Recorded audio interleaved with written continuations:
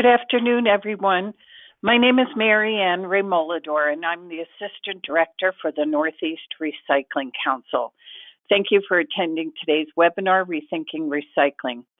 Everyone will be put on mute for the duration of the webinar. We welcome your questions, and you can post them anytime during the webinar in the questions box on your screen. The webinar recording and presentation will be available on NERC's website tomorrow afternoon, and you will receive the link to that in an email tomorrow. Our presenter today is David Alloway of the Oregon Department of Environmental Quality. David, you can begin. All righty, thank you. Good afternoon or good morning to everyone, depending on where you're located. Mary Ann, can you hear me okay?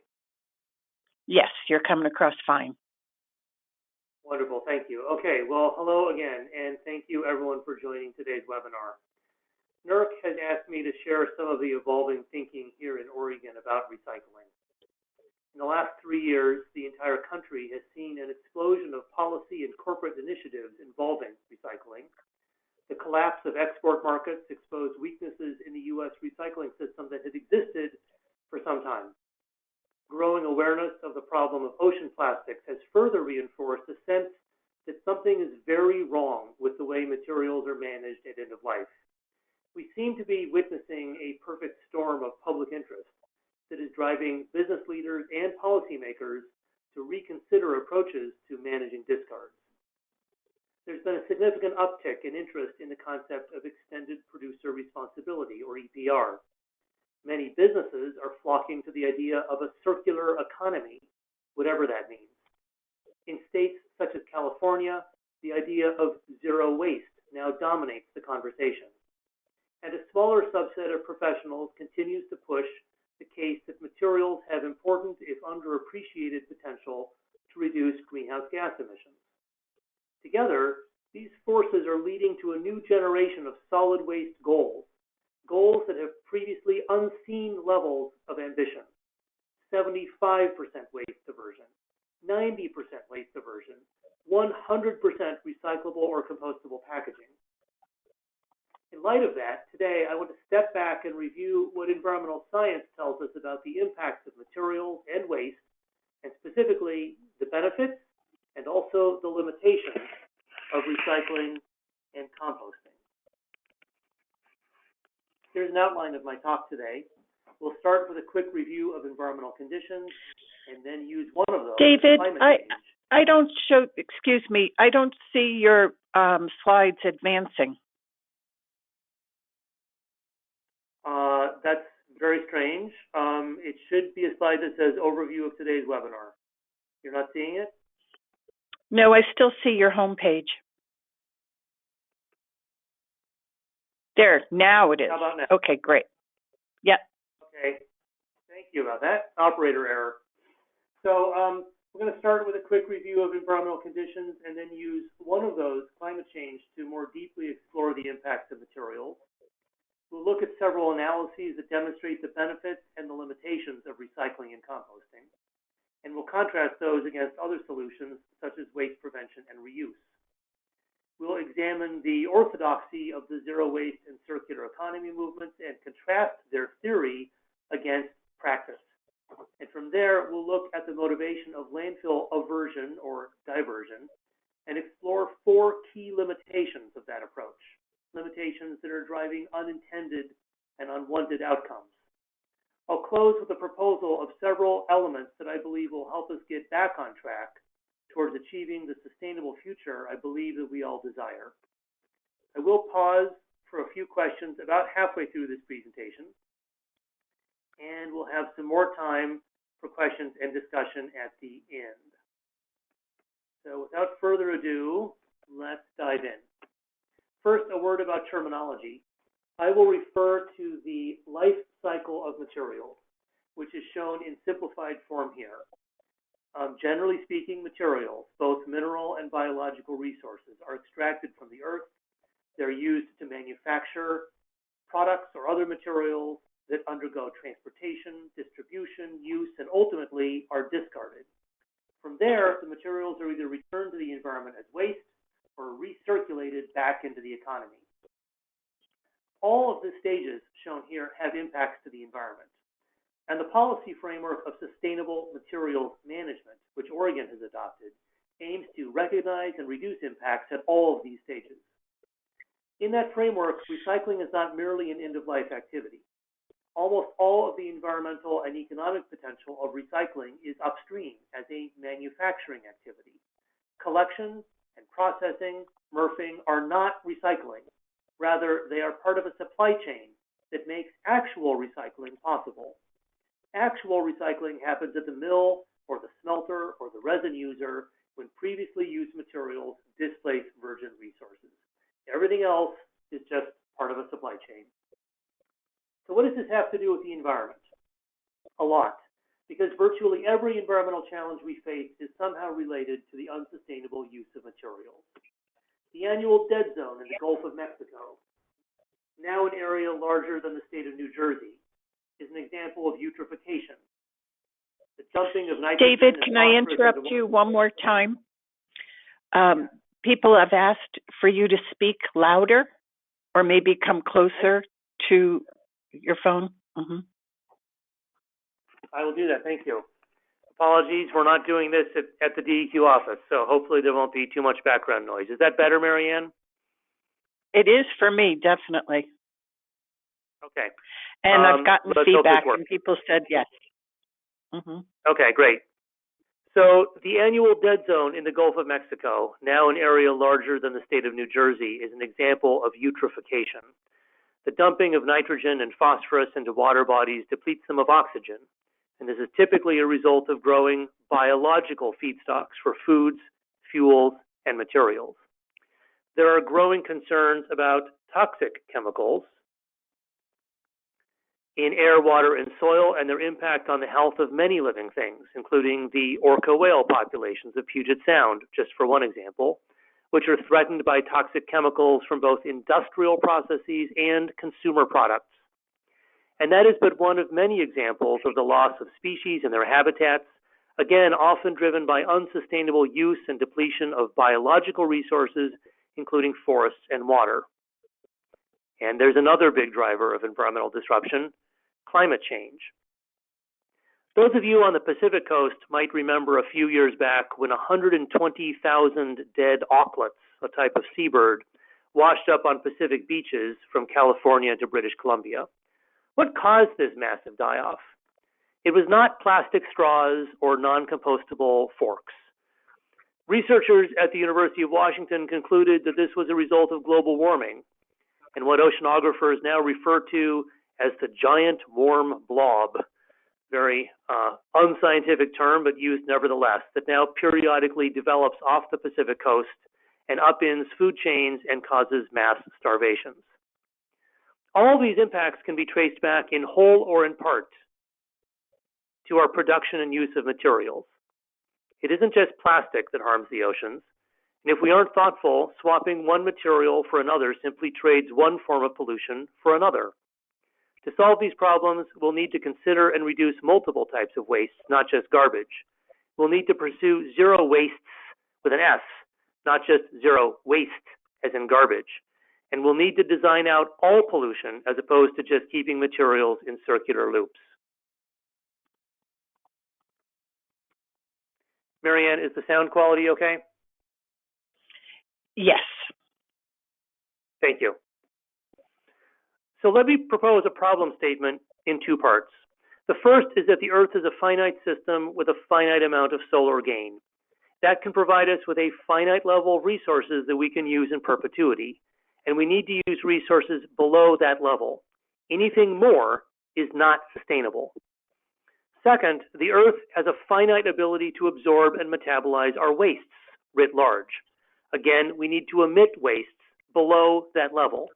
Anything higher is also not sustainable. If we can use resources below the rate that nature can provide in perpetuity, and if we can emit wastes of all types at levels below that which nature can absorb in perpetuity, only then will we be sustainable. This is, at essence, a budgeting exercise. Humanity needs to live within global budgets for resources and wastes. Improvements in sustainability science are making it easier to quantify those budgets. We're not totally there yet, but our understanding is improving every year. And this is shedding new light on the gap between where we are now and where we need to be as a world. That gap is sometimes called overshoot, the extent to which we're using resources in excess of the Earth's ability to provide them and emitting wastes in excess of the Earth's ability to absorb them.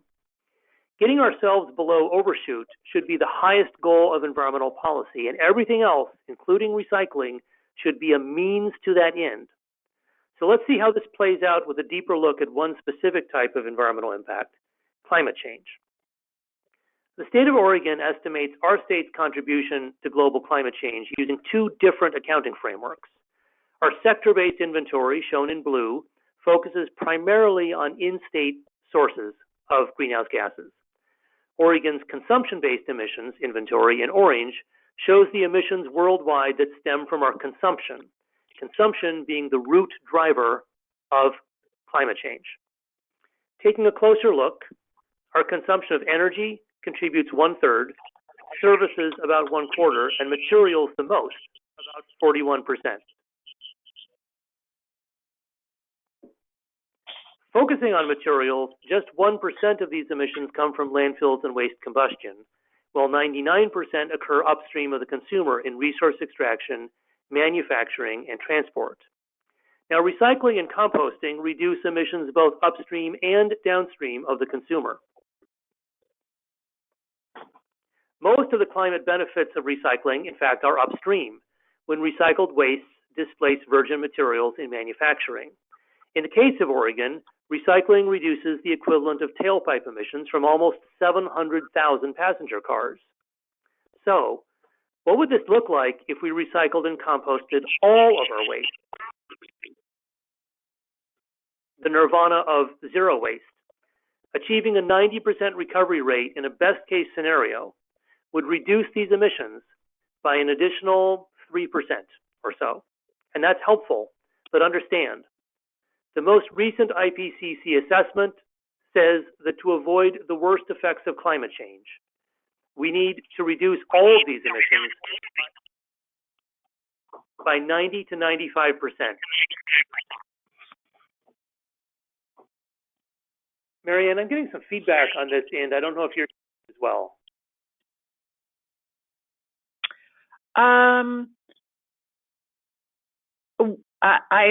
I'm not getting any, but someone else said they're getting an echo, and I don't know. I'm not, and another person confirmed that I'm not hearing either. Okay. Well, there's nothing I can do about it. I assume everyone else is muted, so I'll just proceed and hope that it goes away. Okay. Okay, thanks. So recycling is helpful. We need more and better recycling, but recycling by itself is radically insufficient. We must activate additional solutions. We need to reduce and reuse first. We need lower carbon and less impactful materials, because recycling everything won't get us anywhere close to where we need to be, and neither will composting. Total recycling and composting will win the battle against the landfill, but will not win the war for a sustainable future. So what are some additional solutions? Many of the people on today's call work for organizations that have adopted the old solid waste hierarchy as policy. And that hierarchy says that prevention and reuse are priorities above recycling and composting. Very few organizations actually follow that hierarchy, but let's give it a second look. Several years ago, DEQ commissioned a life cycle assessment of different methods of delivering drinking water. And here's a simplified portrayal of some of those results for 5 different types of environmental impacts: energy use, climate change, acidification, ecotoxicity, and human respiratory health. The blue bars here show the relative impact of drinking water from a single-use PET bottle in Oregon with no recycling. And if we could achieve an 80% recycling rate statewide for these PET bottles, the relative environmental and human health impacts would shrink to the bars shown here in red. That's very helpful, It's very, very helpful. It's also insufficient and not necessarily optimal. There's another solution, and that is that we could avoid the use of these single-use bottles altogether.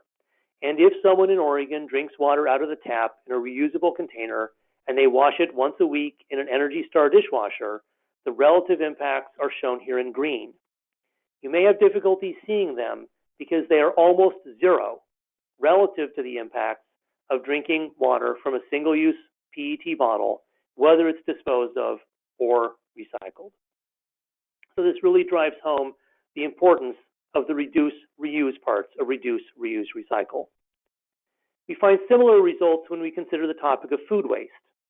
In 2015, Oregon generated a little over 500,000 tons of food waste in the solid waste system. And if all this waste had been disposed of, the resulting greenhouse gas emissions would have been around 250,000 metric tons of carbon dioxide equivalent.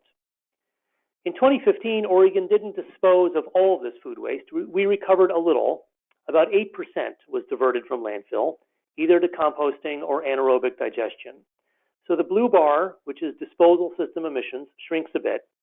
And we also pick up some credits or offsets as a result of improved carbon storage in soils, as well as some fossil fuel displacement as a result of biogas capture from digestion. Oregon has a statutory goal to recover 25% of our food waste through composting or digestion this year. And if we had met that goal in 2015, which we didn't, but if we had, the emissions would look something like this here, this third bar. Now I want to point out something very important about this graph.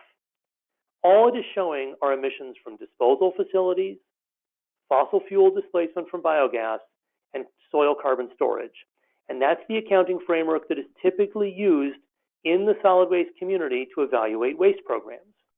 If you go to most SWANA events, for example, or you read about carbon accounting in journals such as Biocycle, almost all of the discussion is about these elements: emissions from landfills, energy credits from biogas, and carbon storage in soils. Viewed through the lens of this popular and dominant accounting framework, recovery appears to make a big difference. Achieving Oregon's statutory recovery goal for food would reduce emissions, as shown here, by 30%. On a relative basis, that's quite good, and we could do better. Oregon's recovery goal for food is not very ambitious. But prevention brings in the potential to affect emissions upstream of the consumer, emissions that aren't shown on this graph or typically even acknowledged. Let's bring those in and see what happens. First of all, we have to expand our scale. Here in green are the emissions associated with producing all of this material that is wasted. These are the life cycle emissions, emissions that the waste community rarely focuses on, but which have very real consequences to our climate. Now, in addition to our statutory waste recovery goal, Oregon also has a separate statutory goal to reduce overall waste generation. That's the prevent and rescue part of prevent, rescue, and recover. If we reduce generation of wasted food at the same rate as the statewide goal, then our emissions in 2015 would have looked something like this, which really starts to move the needle on reducing greenhouse gas emissions. So if our goal is to reduce impacts, then it should be clear that we need to move upstream. And that's why it is so important to adopt targets to reduce the wasting of food at the source. About 2/3 of all the food thrown out in Oregon was, at one point, edible food. We should prioritize the prevention of that edible wasted food and reserve the composting system for inedible fractions, such as bones, pits, peels, skins, and shells. But strong recovery messaging can undermine prevention, and that's why this year my office is undertaking major new research to see if we can activate prevention and recovery together, as opposed to activating recovery and disactivating prevention. Today, we're hearing a lot about policy and business commitments that are informed by the movements of zero waste and circular economy. So let's spend a moment on these two movements. Originally, the zero waste movement was about reducing all types of wastes.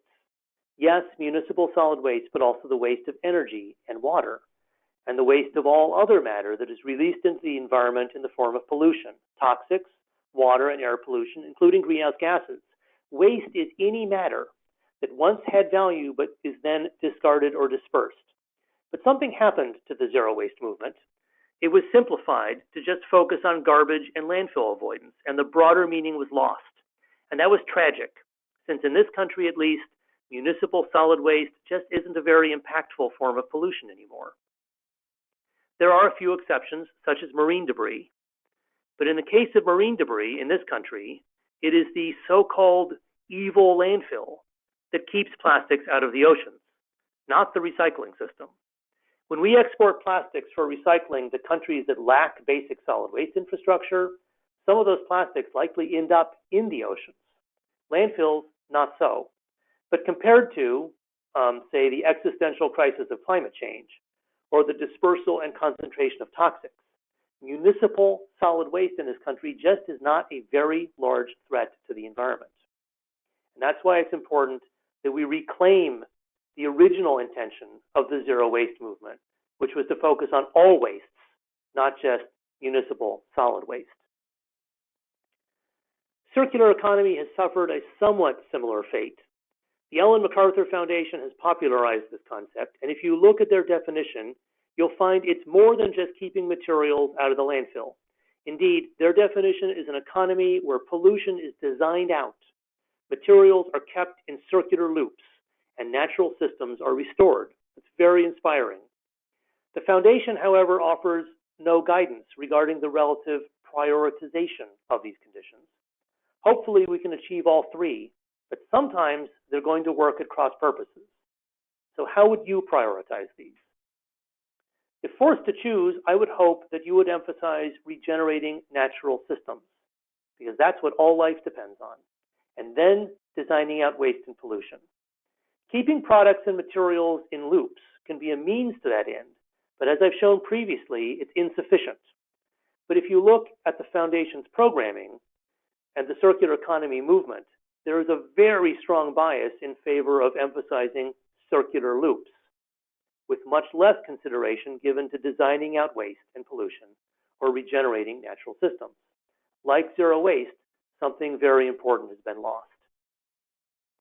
Our society, in fact, seems to be somewhat obsessed with solid waste and waste avoidance, but there are some very serious and unhelpful consequences of this obsession.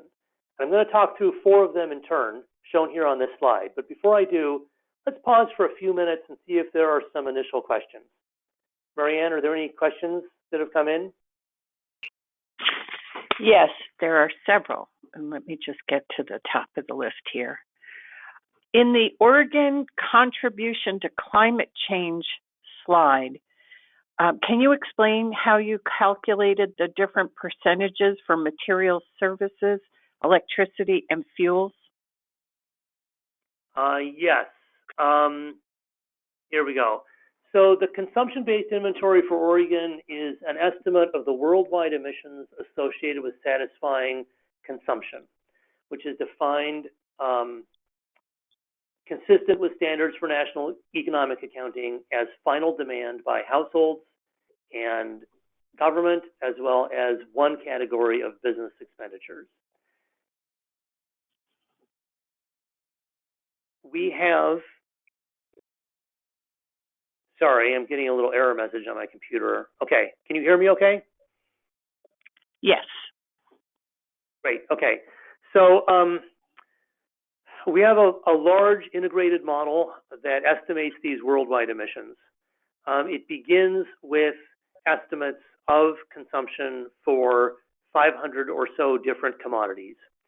I don't have time to explain how the entire model works. It's an integrated model that combines input-output, LCA modeling for different regions of the world, combined with traditional process lifecycle assessment for energy purchases and solid waste disposal, and it marries it all together into a grand sum. The model is organized at the level of 500 or more different commodities, and basically we take those commodities and we break them into 4 what we call meta categories: electricity, fuels, services, and materials. Electricity is the direct purchase of electricity by consumers. Fuels is the direct purchase of fuels.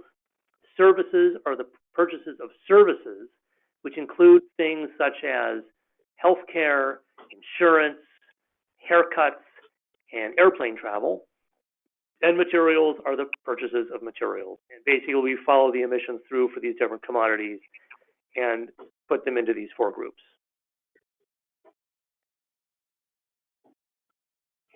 Next question. Okay, for the next question, for the reusable bottle LCA, what type of bottle was used in the model? Was it metal, plastic, virgin, recycled content? Yeah, good question. We actually evaluated 48 different scenarios in this study, and they included a variety of different bottles, a stainless steel bottle, an aluminum bottle, a polycarbonate bottle.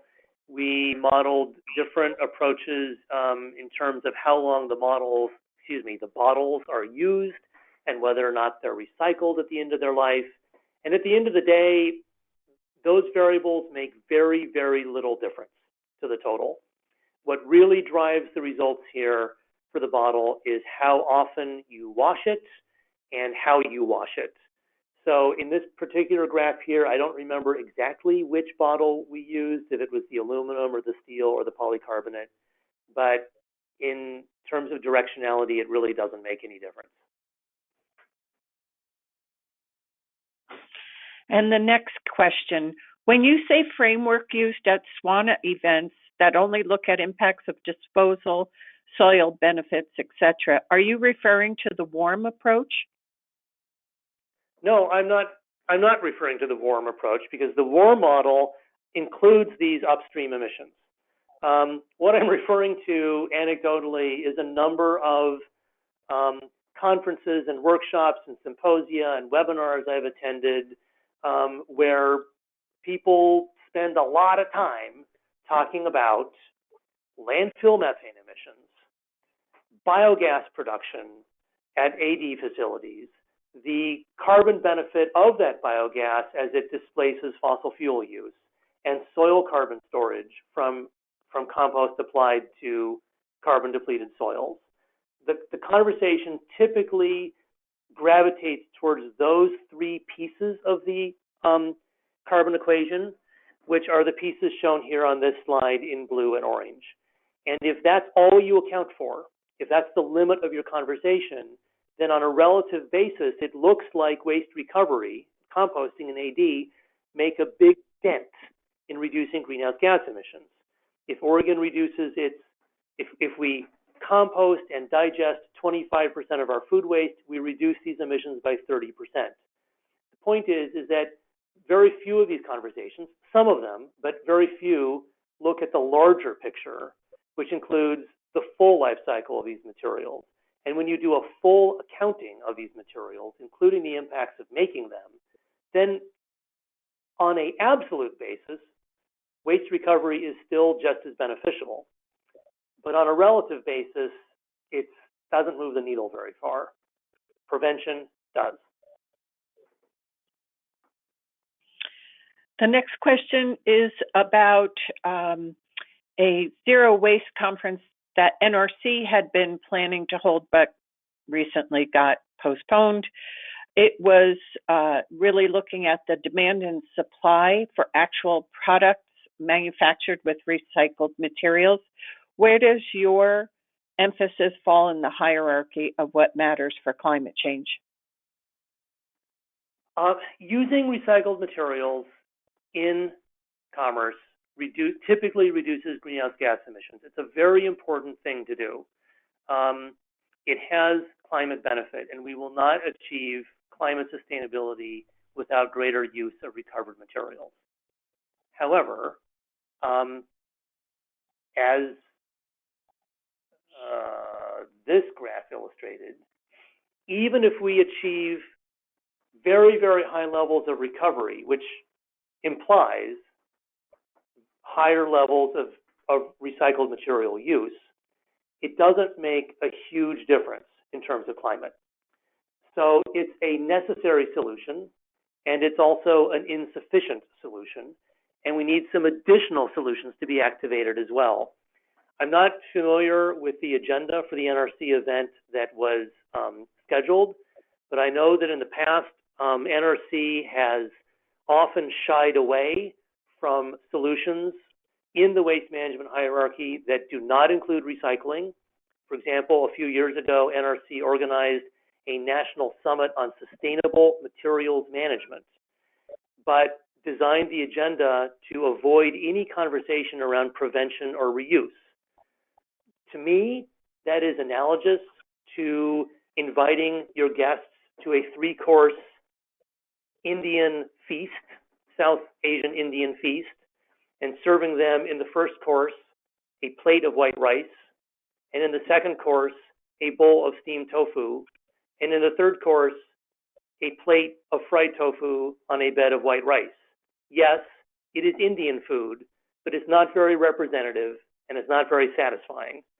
So if we're going to talk about sustainable materials management, or we're going to talk about zero wastes, we need to talk about solutions that include recycling, but not limit ourselves to recycling. Are you ready for more questions, David? I'm wondering if we might want to move on. We Sure. can come back to more questions at the end. Okay. Okay. All right. So the limitations of the focus on landfill aversion. The first is a problem of framing. There are plenty of folks out there who would like to keep public discourse focused on the problem of solid waste, the evil landfill. And why is that? This country has a strong tradition of identifying the solid waste problem as a problem of local government and individual responsibility. Those of you of a certain age might remember Iron Eyes Cody and Keep America Beautiful. People start pollution. People can stop it. In other words, producers aren't responsible, consumers are. And when it comes to governance, solid waste management has been delegated to towns and cities and counties, the very organizations that have the least ability to accomplish systematic or broader change. Well, 99% of the climate impact of materials is upstream in production. The focus on solid waste helps to distract the public and policymakers with issues that are frankly less threatening to vested economic interests. The incessant drumbeat of landfill aversion frames the problem as a waste problem, and it keeps policymakers focused on smaller and less disruptive solutions. A second concern is that recovery programs have the potential to undermine other solutions. As one business leader in Oregon told me, "Why should I prevent waste if I'm already recycling everything? I'm keeping everything out of the landfill. Isn't that what you wanted?" Researchers at Washington State University, Ohio State, Boston University, and elsewhere have documented that participation in recycling and composting behaviors have the potential of disactivating prevention, leading people to use and waste more resources, potentially leading to higher overall environmental impact. So as I mentioned earlier with this research Oregon is conducting this year, prevention and recovery don't have to work at cross purposes, but we have to be very careful that we're not activating recovery solutions that disactivate prevention and reuse. So here's the classic waste management hierarchy showing options in priority order. If your goal is landfill diversion or recovery, or zero waste or circularity, then recycling and composting are treated as equals. Environmentally, they are not equals. Recycling of engineered materials, such as packaging, is of benefit because these materials have embodied value, and recycling allows some of that value to be maintained. When you recycle packaging, you typically conserve energy and reduce pollution. In contrast, the composting of packaging largely destroys and dissipates value. Some packaging in a compost facility degrades to just carbon dioxide and water. It is called zero waste, but perhaps it should be called a total waste, a waste of all of the energy and resources that went into producing this valuable material. Recycling packaging is almost always better than composting it, but zero waste and disposal aversion treats them as equals. In theory, disposal aversion or zero waste might also activate solutions across all of the upper tiers of the hierarchy, but in practice that rarely happens. After all, if the goal is just to keep stuff out of landfill, everything above disposal is equally good. Recycling and composting are a whole lot easier than prevention and reuse. Indeed, that's one reason why most states and local governments have weak or non-existent investments in the upper tiers of the hierarchy. About 20 years ago, Oregon adopted an alternative accounting framework, one that actually follows the hierarchy. We have a recovery goal in statute, which activates the middle tiers of the hierarchy, recycling and composting. And then we have a separate and equal generation goal, one that can only be accomplished through prevention and reuse. That generation goal activates solutions in the topmost tiers of the hierarchy, and is one reason that Oregon is investing more than most other states in prevention and reuse. Zero waste or landfill aversion also frames the problem needing to be solved as the problem of the evil landfill. And what does this tell the public? It tells the public that putting stuff in landfills and putting stuff in your garbage cart is bad. If I'm Joe Citizen and I shouldn't put stuff in my garbage can, then where should I put it? Is it any surprise that we have so much contamination? And what does contamination do to the environment? Contamination harms the recycling system in many ways. It makes recycling more expensive. It causes otherwise recoverable materials not to be recovered. It also damages the willingness of industry to recycle in the first place. Consider the Norpac paper mill in Longview, Washington. It produces more than 500,000 tons of paper annually. It used to purchase waste paper from across the western United States. But this graph here shows what happened as recycling programs focused incessantly on landfill diversion while ignoring material quality. Pulper rejects as a percentage of total inputs grew from 1% to more than 20%. Norpac is a paper mill. They cannot make paper out of garden hoses and plastic wraps. They spent millions of dollars in capital upgrades and operational costs to try and make recycling work. But at the end of the day, Norpac pulled the plug. Recycling failed at Norpac because community programs and brands alike are too focused on consumer-level landfill diversion. At least domestic end markets such as Norpac send their non-recyclable waste off for safe disposal, and that's not always the case when we export our recyclables. These pictures were taken last year in East Java, where an Indonesian paper mill is buying bales of waste paper, not plastic, but paper, from North America. The bales of paper, however, come from MRFs that have failed to properly remove plastics. The plastics are of no value to the mill, which dumps them in the surrounding countryside. Villagers hand sort the plastics, trying to recycle what they can. The rest are burned, accumulate, or wash into rivers or the ocean. This is a consequence of the U.S. treating recycling as an extension of the garbage system, failing to control our recycling system, and promoting to the public landfills as evil and recycling as a virtuous alternative. Landfills in the U.S. would have kept this material out of the ocean, but the aspiration to recycle everything is causing this environmental pollution. We now see the push to make everything recyclable and compostable, so let's explore this one in more detail. Recycling and composting are beneficial, and one of the things holding them back is that not all materials are readily recyclable or compostable, so it seems intuitively reasonable to achieve the environmental benefits that higher recovery would enable. We need waste to be easier to recover, and this will help us to achieve zero waste and a circular economy and ambitious landfill diversion goals. How do we know that recycling and composting are beneficial? Common sense. But the benefits of recycling and composting have also been quantified using a branch of environmental science called life cycle assessment, or LCA. It's LCA that has quantified the energy savings and the greenhouse gas reductions and the other benefits that flow from waste recovery. LCA is not perfect. It doesn't tell us everything we want to know. And sometimes it can provide results that run contrary to our beliefs.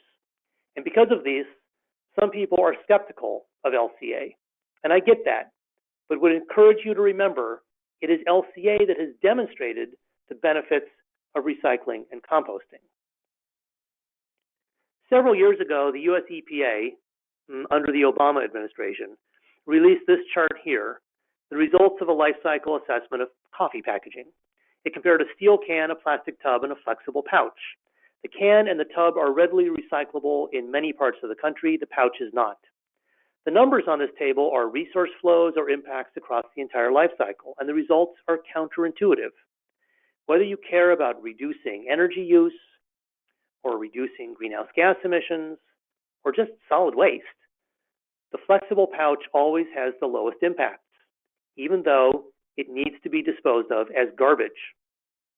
This inconvenient and counterintuitive finding was similar to what DEQ had found in our own studies of e-commerce packaging, drinking water delivery, and single-family houses.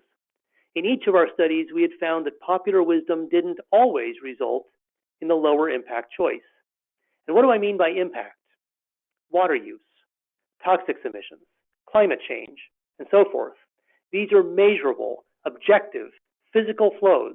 It is these impacts I believe everybody wants to reduce, and which life cycle assessment strives to measure.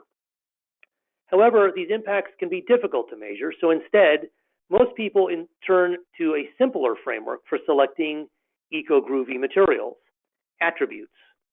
These attributes, such as bio-based or compostable, are widely assumed to serve as reasonable proxies for low-impact materials. And if that assumption is valid, then we're great. Just use these attributes. They're so simple, and all will be well. But what if these attributes don't reliably point in the direction of low-impact choices? That's what the EPA coffee study suggested, as well as DEQ's own research. And we sat with that discomfort for many years, hoping that perhaps we were unlucky and had just studied atypical outliers. But then, as the attributes rose in prominence in the last few years, we decided it was time to evaluate them more formally. So we asked this question: how well and when do popular material attributes correlate with reduced environmental impacts? It's a very relevant question now, as numerous businesses and states and nations are proposing standards to require that packaging be 100% recyclable or compostable. To answer this question, we conducted a meta-analysis of existing literature. We vacuumed up hundreds of LCAs from the last 18 years to see what evidence supported the use of these popular attributes. We filtered out studies for not meeting quality standards. Budget constraints forced us to narrow our review even further, focusing on just two broad classes of materials: packaging and food serviceware, and 4 attributes: recycled content, recyclable, compostable, and bio-based. We found thousands of comparisons, and from these we examined the evidence.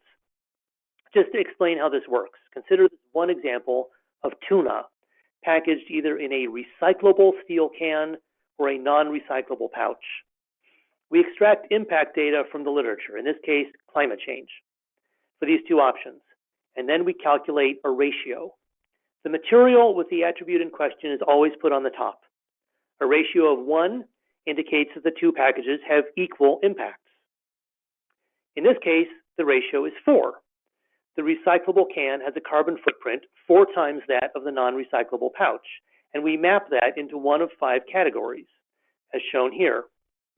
Dark red and dark green indicate meaningful differences.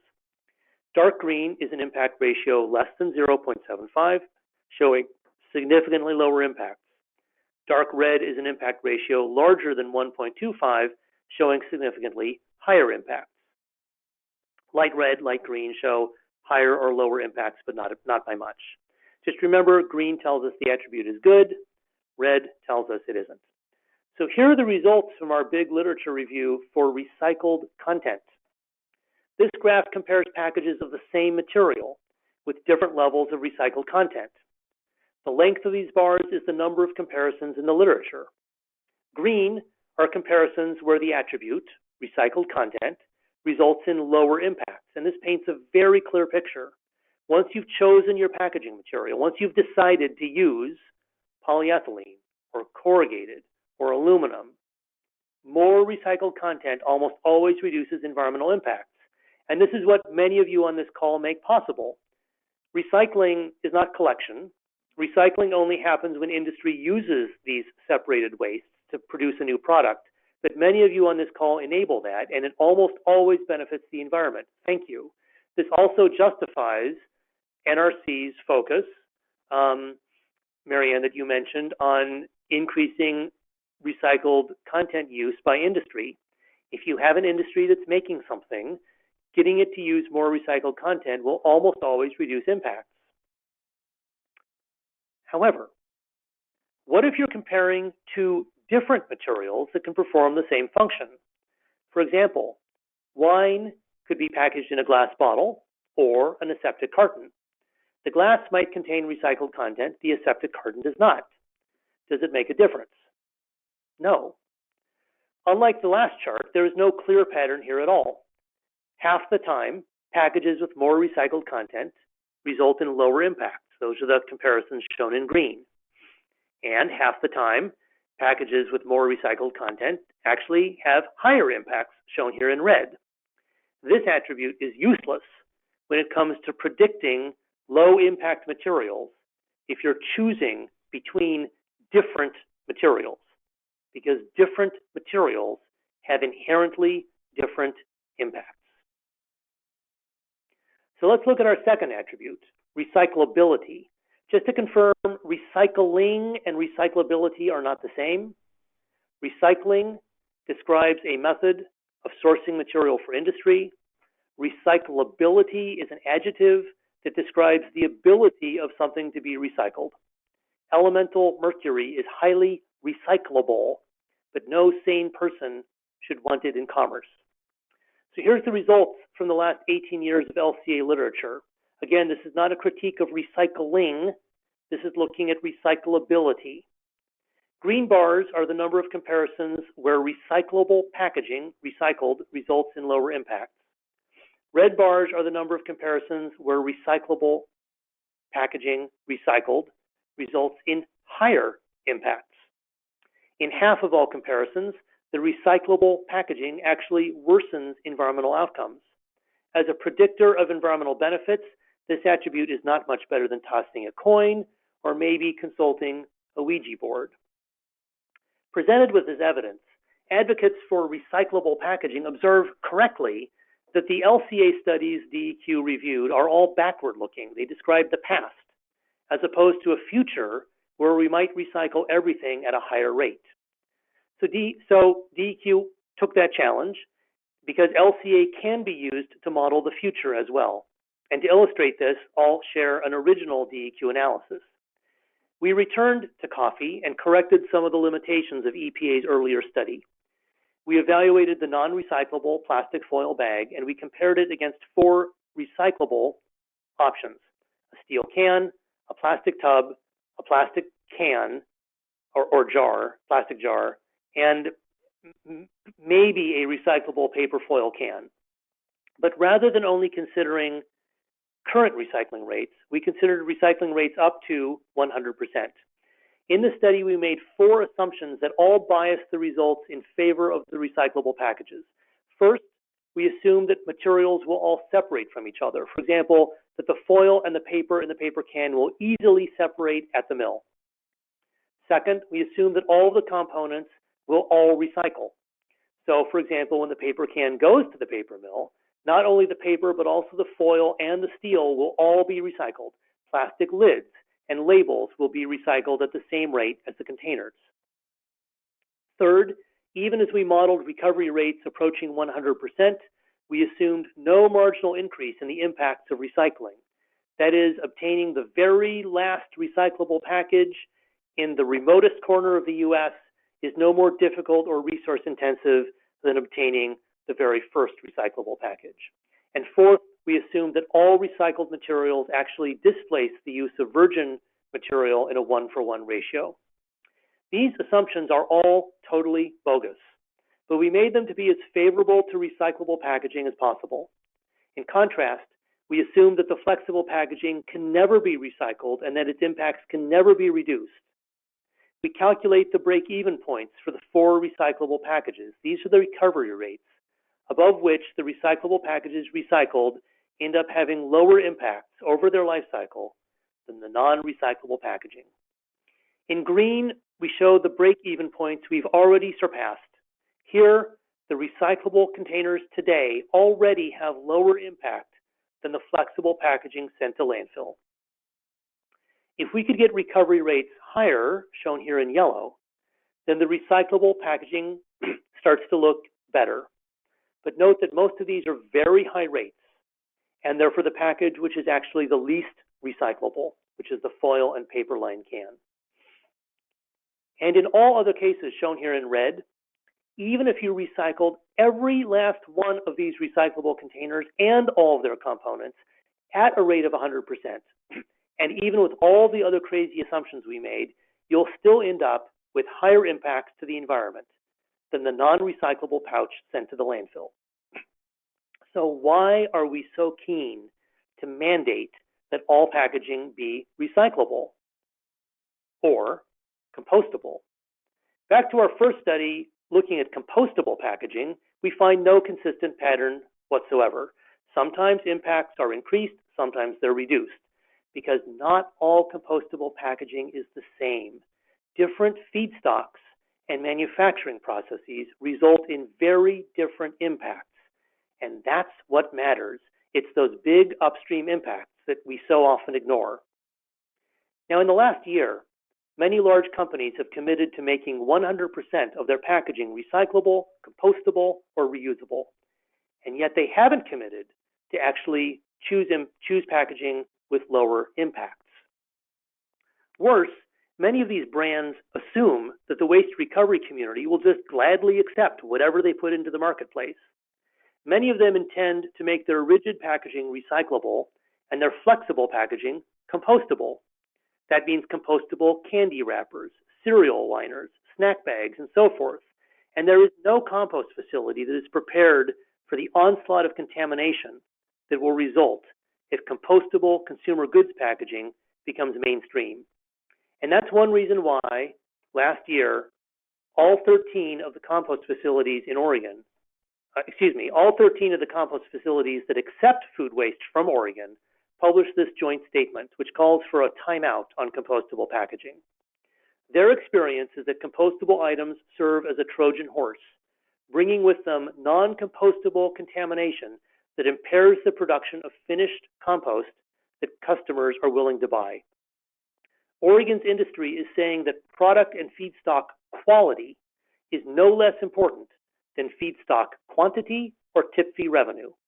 They're saying that aggressive landfill diversion goals risk undermining the economic viability of their industry. Sustainability requires composting, but composting itself needs to be sustainable. So how did we come to this very unhappy and unsettled place? I have a hypothesis. The steady drumbeat of ever-increasing diversion or recovery goals advocated for by earnest, progressive local governments has created a Gordian knot where government outreach creates public demand. That public demand manifests itself in corporate pledges and policy mandates by state and local governments. Businesses take advantage of the momentum to engage in greenwashing, saying, "My package is recyclable, it's eco-groovy." And this amplifies the message, and the cycle repeats itself. Many of the producers know that recycling and composting are insufficient, but it serves their financial interests to keep the public distracted from the much larger impacts associated with material production. This is not going to end well for the environment. There is no clear path, no strategy for how achieving zero solid waste or total recycling will ever get us to the place we need to be. What we are building instead is what I call unsustainable circularity. It's unsustainable because the sheer volume of materials churning in circulation is so high, and the impacts of producing those materials so large, that even if we recycled and composted all of them, the benefits of recovery could never mitigate the impacts, such that they are below the limits necessary for sustainability. This is a biophysical fact. It's horribly inconvenient. If you care about the environment, I urge you to either demonstrate where we got our math wrong, or if you can't, to appreciate what the science is telling us and shift course. An agenda of recycling and composting only is no better than rearranging the deck chairs on the Titanic. And yet, recycling and composting are beneficial. They are helpful. They are necessary. We likely cannot be sustainable without recycling. But the dominant paradigm of recycling today, the idea that recycling solves the terrible problem of waste and that we should aspire to recycle and compost everything, is generating all of these perverse outcomes. So how do we move forward? Here's what I would recommend.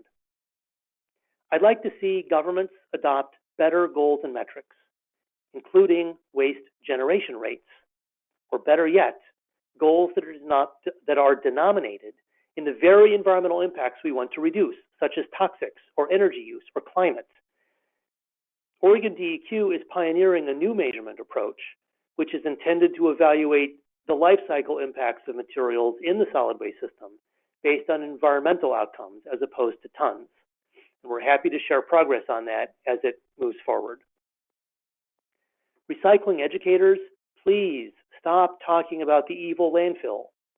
I know it's easy and it resonates with people, but it is disrupting and inhibiting the changes and behaviors we need to achieve for a sustainable future. It's a really, really unhelpful frame in the long run. Recycling programs need to align collection with markets and treat recyclables first and foremost as commodities, not wastes. Cities need to stop treating recycling collection as an extension of the municipal garbage system and start managing collection for what it always should have been, a key element in the supply chain of feedstocks for industry. And that's going to require a much stronger focus on quality. One way of strengthening that relationship between generators, collectors, and users of recycled materials is to make the ultimate end users, the producers, share in the responsibility for collection and processing through extended producer responsibility. The idea that those who make a product or package should share in the responsibility for managing it at end of life is sweeping the globe. Indeed, the U.S. is now the only advanced economy that lacks EPR or plans for EPR for packaging. We are in the noble company of Venezuela, Burkina Faso, and Mongolia. And when the public and policymakers come to understand this, I believe we will have EPR. The question is, what will it look like? Will it be small EPR for zero waste only? Or will it be broader product stewardship that is informed by science? Even as we improve recycling, we also need to expand our toolbox. There is so much untapped potential in prevention and reuse. And there are still other approaches, such as cleaner production and sustainable consumption. Product and packaging design should consider design for the environment broadly, as opposed to simply design for recycling and composting. Just to be clear, there's nothing inherently wrong with recyclable or compostable materials, so long as the infrastructure exists to manage them. And standards such as the APR design guides for recycling can be very helpful for improving the recycling system. The problem is assuming that all we need to do is to make everything recyclable. Because as our research shows, sometimes recyclable packaging or compostable packaging is the lower impact choice, but sometimes it isn't. Recyclable is not enough. We need materials to be recyclable and low impact. And of those two, low impact is the more important. Our society's current focus on recyclability and compostability without even asking about impacts is completely upside down. We're focusing on the smaller problem and ignoring the larger ones. Our community needs to invest internal capacity in understanding the environmental impacts of materials. These impacts are too complex and far too important to keep guessing about. And finally, I propose we need to maintain recycling and composting in our minds and in our policies as means to an end, not something to maximize for the sake of maximizing, but something to optimize in order to achieve a higher good. Some materials should be recycled, absolutely, but it does not make environmental sense to try and recycle everything. Environmentally, we are living in increasingly desperate times that call for strong and disruptive change, not incremental tweaks. We do not have another 20 years to fiddle around and go down blind alleys and try and perfect solutions that at best will reduce impacts by only 3%. Caring for the environment requires that we break free from the narrow box of solid waste and landfill aversion. It requires that we pay attention to the much larger impacts of the materials that eventually become waste. We need to reclaim the meaning of zero waste so that it is about all wastes, not just solid waste. The changes I'm proposing here are not going to be easy. Some of them are very disruptive. Some of them will run contrary to popular wisdom, recent legislative advocacy, and our own deeply held beliefs. But popular wisdom, while always popular, is not always wise. Focusing on just one piece of the life cycle while ignoring the rest is not a formula for success. We'd be wise to reflect on the advice from Albert Einstein. We cannot solve our problems with the same thinking we used when we created them. And now I'd be delighted to engage in some more discussion. Thank you. Thank you, David. A lot of questions have come in, and I'll try to combine them when I can. There's a lot of people who work for towns and local governments, and there are a lot of questions about what their role might be in designing out waste, whether we're talking food waste or solid waste. And I would like to ask you, when you give your responses, if you could relate them to what Oregon is doing, because there were a lot of questions about that as well. Yeah, thank you. Yes, great question. So let's start with the importance of, well, this is a really hard question to untangle. Right now, historical precedent, and it is historical precedent, puts local governments in the driver's seat for waste management. And that, I mean, the history behind this was really because of the public health crisis of urbanization a century ago, and the need to remove putrescible wastes, which provided vectors for disease. Ever since that time, local governments in this country have been responsible for solid waste management. And so in the 1970s and 80s, when earnest environmental advocates wanted to increase recycling, the easiest lever to pull was the lever of local governments. That was something they could influence. And so local governments took on responsibility for recycling and composting as well. It doesn't have to be that way. And it might actually, maybe it doesn't make sense for it to be that way. So the first answer I would give would be for you to think critically about whether a process which is about, at its heart, providing commodity grade material to industry for industrial reutilization, whether or not that function is a good fit with local government responsibilities. And if you believe it is, then go for it. And if you conclude that, you know, actually this has very little to do with our core competencies, then I would encourage you to consider finding another way to make it happen. So that's part one. Part two, if you're going to continue to run recycling services, then I've given some suggestions here about the importance of focusing on quality, the importance of changing how we talk about recycling and how we educate about recycling, how we frame the communication. Those are all very important. Part three, can local governments influence design? Well, I'd like to suggest that you can influence design, in part by the signals you send to the public. So I'll tell you a little story. Many of you are familiar with a group called the Sustainable Packaging Coalition, the SPC. And I worked with the SPC about 15 years ago when they designed a tool for their members that was a rapid screening life cycle assessment tool that was intended to help packaging designers who are not environmental scientists rapidly understand the relative environmental impacts of different material choices. And this tool was developed and provided to all the members of the SPC. I walked away from the SPC for unrelated reasons and came back about 10 years later, just a couple of years ago, to speak at one of their conferences. And I attended the conference, and I was stunned at the change in the organization. Speaker after speaker representing Fortune 500 and 100 companies took to the podium and said, I'm going to paraphrase, they said, you know, we used to evaluate our packaging for environmental impacts.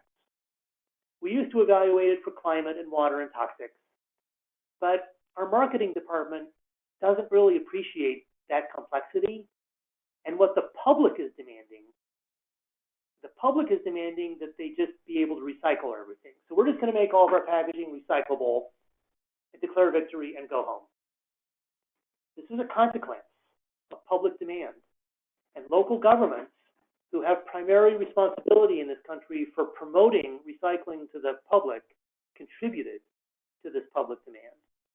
Businesses are listening. The messages that you are sending to the public are being amplified. So I would urge you to be very thoughtful and careful about the messages you send to the public, because they are having consequences, but they're not necessarily entirely good consequences. Finally, if you as the local government want to invest further up the hierarchy, or for that matter, get out of the hierarchy altogether and take a full life cycle approach, such as sustainable materials management, there are many, many opportunities to do this. Perhaps I should come back and do a webinar about Oregon's programming, because I'm not really prepared to go through it all, and I can't do it all, give it justice in a couple of minutes. But let me just summarize a few highlights. Moving up the hierarchy, we have repurposed our grants program to fund prevention and reuse projects. And we're funding some really, really exciting projects involving food waste prevention, reusable packaging, reusable food serviceware, furniture reuse, workforce development. We're giving, last 2 years ago, we gave out 5 grants at a cost of $10,000 each. So we're not talking about lots of money here. 5 $10,000 grants to organizations that are trying to grow, private businesses that are trying to grow reuse and repair services. And between those 5 grants, they use them for workforce development purposes, training, and we're able to hire and maintain 7 new FTE, helping to grow these businesses in their communities. Lumber reuse, electronics reuse, clothing reuse, and repair, and so forth. Local governments have typically a very strong role in land use planning, and we've done some work around house sizes and how land use code, building permits, permit pricing, and energy efficiency incentives can be used to incent more space-efficient, smaller housing, which is increasingly in demand as our population ages, but is not what builders are generally building because the profit margin for them is lower. We've done a lot of work in that space. There's a lot of potential. There is potential work to be done with schools and other public entities around preventing the wasting of food. For example, we have some pilot projects here in Oregon, some of them started by some local governments that are investing in the steel cow technology in school cafeterias. That's the milk dispenser that you find like in a buffet restaurant or a college cafeteria. So instead of pushing out milk to school kids in cartons, the idea is you let them serve themselves. There are some USDA issues that can be worked through in terms of serving size. And the initial experience in these Oregon schools is that when you give kids the option of selecting their own portion size for fluid milk, and you get away from these cartons. Not only does it reduce packaging waste, but it also reduces the wasting of milk by 40% or more. And when we evaluate the carbon impact and other environmental impacts of that, after accounting for the impacts of running the dishwasher and refrigerating the milk and all these additional impacts, it's a winner across the board. So those are just a few of the programs that Oregon has in place to try to move up the hierarchy. And as I mentioned, the hierarchy itself is limiting. It's framed as a waste issue. There's important activities that cities and counties can do to reduce environmental impacts of materials that have little to do with the waste system. One example of that is a project that the city of Portland, with some assistance from the Oregon DEQ, has pioneered to advance the market for low-carbon concrete. Governments purchase a lot of concrete, and concrete mixes can have widely varying carbon impacts. It's quite easy to reduce the carbon emissions, sometimes significantly, by specifying a low-carbon concrete mix. I'm not going to go into details right now about how you do that. There's some good resources up on the web. We're in the process of incenting what are called environmental product declarations, which are like nutrition labels, except they go on different products. We have a project right now with the Oregon concrete industry that has resulted in hundreds of concrete mixes having third-party verified environmental product declarations which publicly disclose their carbon footprint.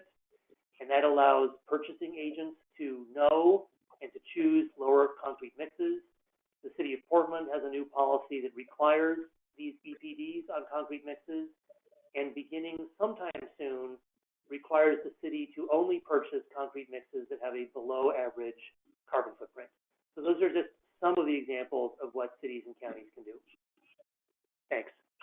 Thank you. Here's a question about reuse.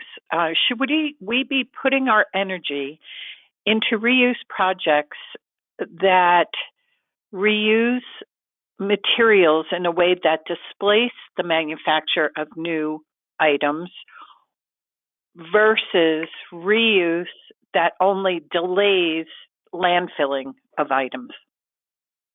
That's a great question. Thanks for asking that.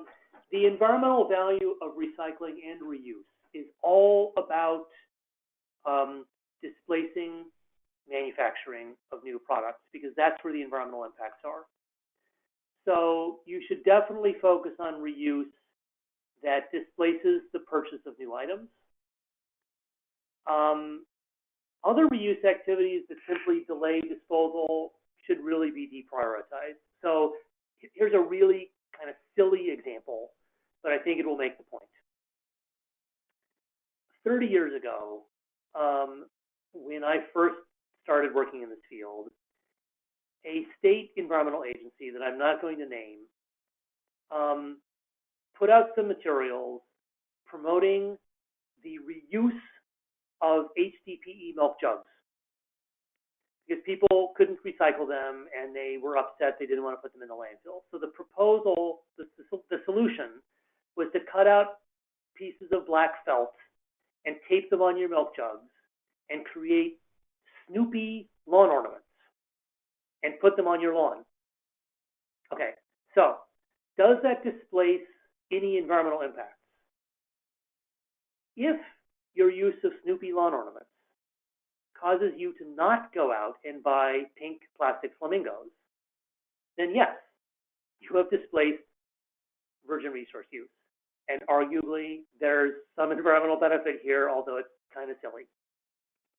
Otherwise, you're not really doing anything for the environment besides delaying the eventual recycling or landfilling of those materials.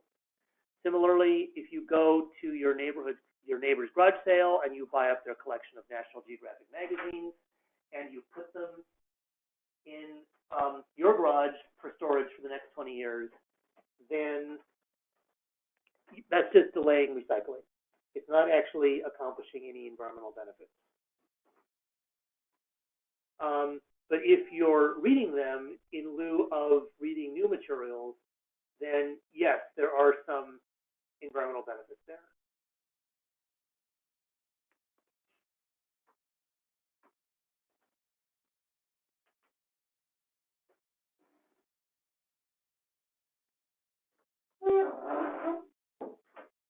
Hey, Marianne, are you still there?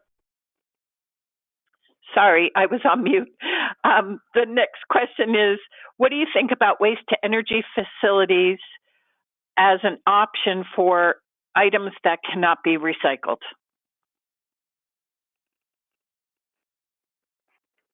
Well,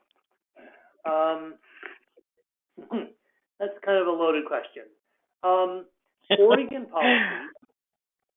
Oregon policy gives a preference to waste to energy over landfilling, so long as the waste to energy for non-recycled materials and non-composted materials, for so long as the facility does not pollute or harm the environment. So clearly there is a diversity of waste energy technologies and facilities, some of which are clearly more harmful than others, and some of which, not so much waste energy, but the more advanced processes, we simply know very, very little about. I also think that the answer to that question depends on the material. It's material specific. There are likely some materials for which waste to energy is preferable to landfilling, and other materials for which landfilling is preferable to waste to energy. And finally, there are differences between environmental impacts. Waste energy for one material might be preferable, say, for climate change, but not preferable from a toxics perspective.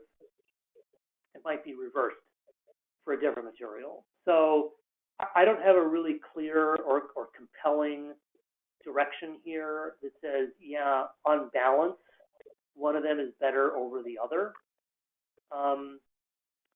Both of them are preferable to dumping garbage as litter or in the ocean. And one of the reasons why the U.S. contributes relatively little plastics to the ocean, at least from our shores directly, is because we do a pretty good job at managing discards and sending the non-recyclable discards to either landfill or waste energy. Both of those technologies do a pretty good job at keeping materials out of the ocean, which is a really big issue on the West Coast right now. I'm not sure about the rest of the country. So I'm sorry I don't have a really conclusive direction here. I think there's a lot we don't know, and what we do know is kind of a mixed bag. Okay, this is a little bit of a different topic, but you did cover EPR. And the question is, are you aware of any EPR programs for paper and packaging that have actually increased the infrastructure for recycling and the demand for products with recycled content? That have increased infrastructure and what was the second part? The demand for products with recycled content. Right, okay. So here's the thing about EPR. When producers are obligated to achieve a recycling goal, and that recycling goal and progress towards that goal is verified, that is, the system has some accountability built into it, then by definition, that's going to result in the materials being recycled. It is more of a supply side push than a demand side pull. It's not like traditional, in the 1990s, we had all these laws that required the use of post-consumer content in materials. This is a little bit different. Rather than specifying, for example, that soda bottles must have 25% recycled content in it, EPR would typically say, X% of these packages must be recycled, and whether they go into soda bottles or go into fleece jackets is less material. But if there's a recovery goal and you're obligated to achieve the goal and there is accountability, then yes, the materials are being recycled. In terms of increased infrastructure, there are plenty of examples in Quebec, in British Columbia, in Europe, in Ontario, where EPR has channeled tens of millions of dollars into new beneficiation facilities, new processing facilities, improvements in collection. It's kind of a silly question. I mean, has EPR increased infrastructure and demand for materials? Yes, absolutely. I'm not aware of any EPR programs for packaging that haven't.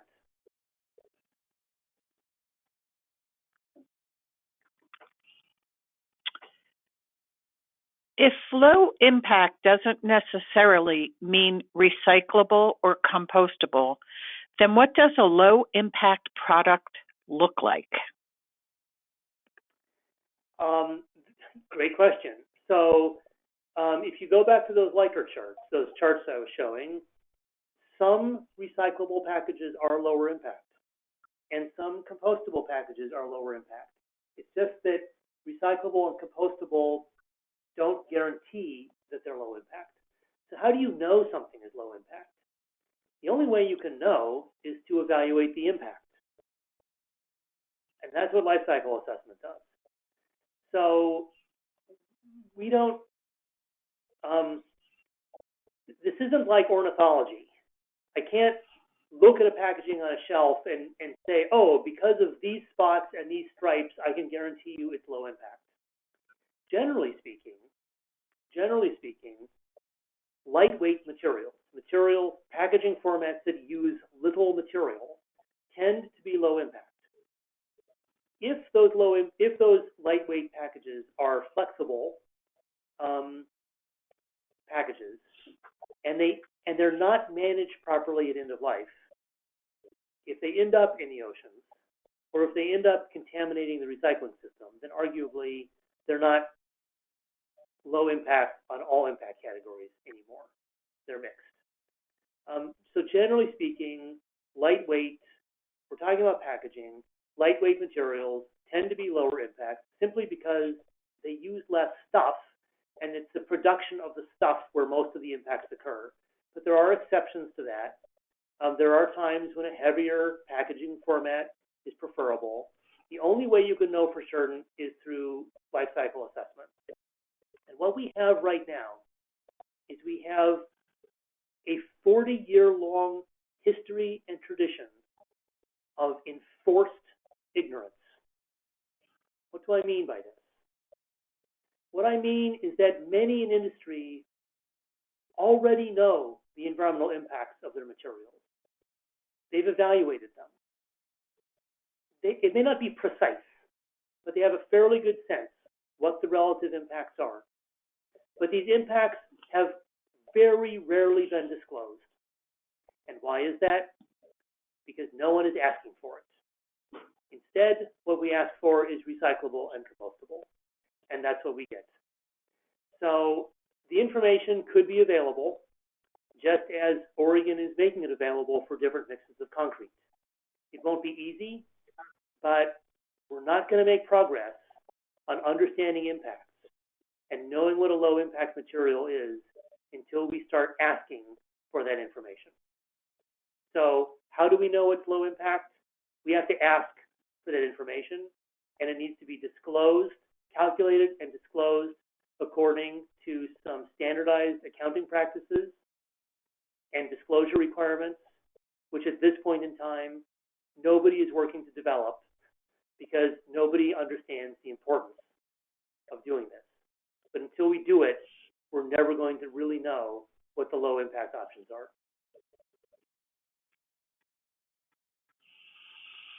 David, what websites can you suggest that people go to find more information about the approach you've laid out? Is it only the DEQ's websites, or are there others that you refer to as well? Like, who inspires you? Oh, that's a great question. I mean, there is definitely some good work being done out there by a number of other organizations. Um, at this point in time, the information tends to exist largely in the academic domain. So journals such as the Journal of Industrial Ecology, um, the American the Journal of Life Cycle Assessment, other publications like this. There are a number of people around the country. Roland Geyer, a professor at the University of California, Santa Barbara, Reed Lipset at Yale School of Forestry, others who are doing some very good work on this topic. The US EPA has some good information. How do I say this? Is sometimes politically constrained. Oregon DEQ has a fair amount of information on our website. We also have a periodic newsletter that we send out providing updates around some of our projects, and anyone can sign up for that. Marianne, maybe I'll send you a link to that website if you'd like to push it out to people. Sure. Yes, please do. I can email that to everyone tomorrow. Yeah, off the top of my head, I'm not remembering any others right now, but those are some of the sources that we find inspiration from. David, your presentation didn't include construction and demolition materials, and I'm just wondering what work you may have done on those materials, and what can you say about the reuse of them? Oh, thank you. That's a huge, huge issue. When we do the consumption-based emissions inventory for Oregon, construction is one of the most carbon emitting types of consumption. It's very important. Most of the emissions are a consequence of production, not disposal or end-of-life management. So our signature research work, which is on our webpage, it's one of the first life cycle assessments we ever commissioned. It looked at a standard Oregon single-family home built according to sort of standard specs and practices. And then we evaluated 30 different design changes to that home and evaluated them all for their life cycle impact over the 70-year life of the home. Really important foundational piece of research. The key finding is, more than any other issue, more than any other element, size matters. It's the size of the house that drives environmental impact. And that led to some of the work I mentioned a few minutes ago around house sizes. That's on our website. The work we're doing around low carbon concrete is a newer important element. I think if you go to our website and look for green building and building material information, you'll find those projects and some others. We're in the process. We've done some work around deconstruction, mostly through our grants program, but also through a little bit of regulation, primarily through another state agency, really getting at reducing the human health risk associated with dust, heavy metals, and other toxic chemicals in the dust plume that results from the mechanical demolition of homes. And that has led organizations like the City of Portland to mandate deconstruction, to disallow mechanical demolition of older homes. That's a relatively new policy from the City of Portland.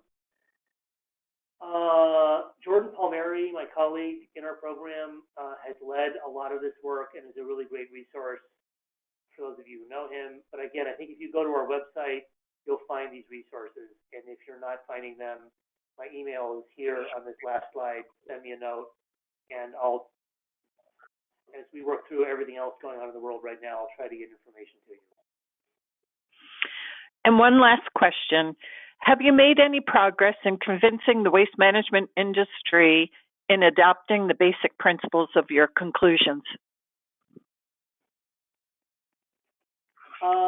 I would say that in Oregon, the waste management industry has been very receptive to these conclusions. Not all of them, but many of them. it's an interesting dynamic, but certainly there are a number of waste companies in Oregon, as well as some of the national companies that are intrigued by our research and have used concepts from our research in their own work. Um, so yes, I think it's a mixed bag. I mean, certainly pieces of what we're saying are generally disfavored by the waste collection industry, but the industry has been fairly receptive to much of it. Mhm. Well, David, I want to thank you for giving a marathon presentation and for going through all these great questions. I want to thank our audience as well for participating so well throughout this entire webinar. And once again, I want to make sure everyone knows the recording and the presentation will be on NERC's website tomorrow afternoon, and you will receive an email afternoon that has that the link to both of those. Thank you, everyone, and have a great afternoon. Thank you, Marianne. All righty. Bye-bye. Bye.